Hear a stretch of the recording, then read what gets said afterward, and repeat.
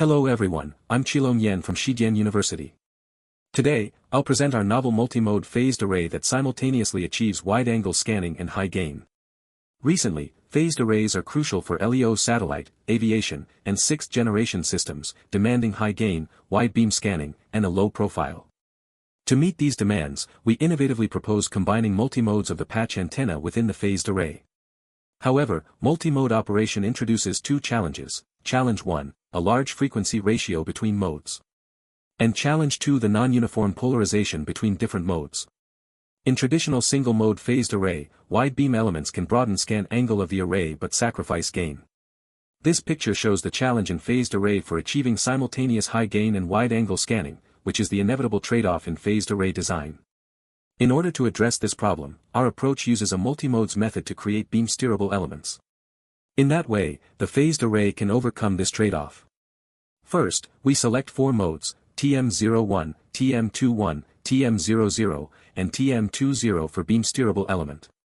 For Challenge 1, by loading pins and slots, we successfully combine these modes at a same band.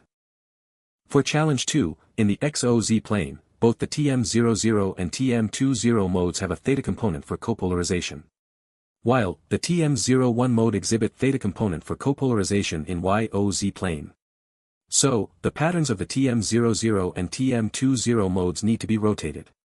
By rotating the equivalent magnetic current, the bidirectional patterns can be rotated correspondingly. According to the formula M equals N cross E, rotating the equivalent magnetic current requires redistributing the patch's electric field. By adding shorting pins, the radiation patterns of both the TM00 and TM20 modes have been successfully rotated.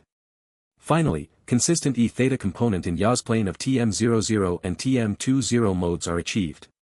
Additionally, by loading slots, the TM21 mode is reshaped from non-broadside to broadside, also achieving a consistent E theta component in the YOZ plane. Thus, Challenge 1 and 2 are solved.